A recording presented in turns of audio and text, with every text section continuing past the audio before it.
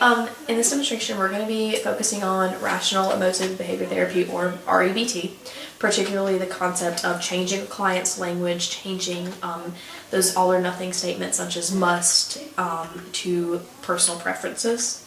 In this case, working with Amy, she is a graduate student who is having some anxiety surrounding her academic performance and doing well in graduate school. So, last time we talked about how, you're kind of having some anxiety surrounding your ability to do well and maybe the potential of having some bad grades or not doing as well as you might like to. You want to talk more about that today? I just kind of feel like I'm an overachiever, and if I don't do well on an exam, I just feel like it's going to be the end of the world, and it's just going to be like the most devastating thing, because all I ever want to do is just do the best I can and make the best grades possible. Mm-hmm. Now let's say, I know you told me you had a pretty big exam coming up. Now let's say you didn't do as well as you might like to on that exam. How would you feel about that? How would that look for you? I would be, first of all, just devastated, and I would just feel like I didn't accomplish anything, and I would just feel like a big fat failure.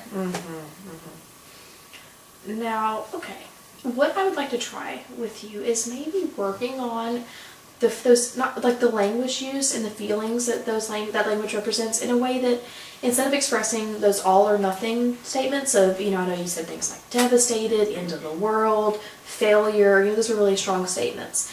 Maybe if we worked on saying some things like, I would be upset if I didn't do well this test, or I would be disappointed if I didn't make the grade I would like to, or it would be hard for me to struggle in graduate school, and I think that might help. Would you be willing to try that? Yeah, I would.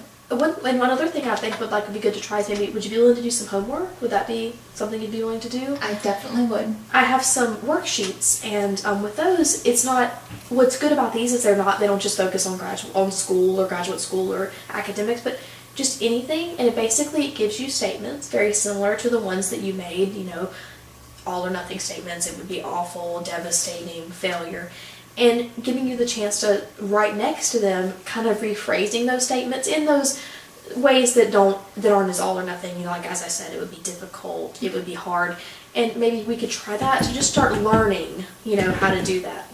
Would that be something you'd be willing to do? Most definitely. Okay, we'll get some homework for you then.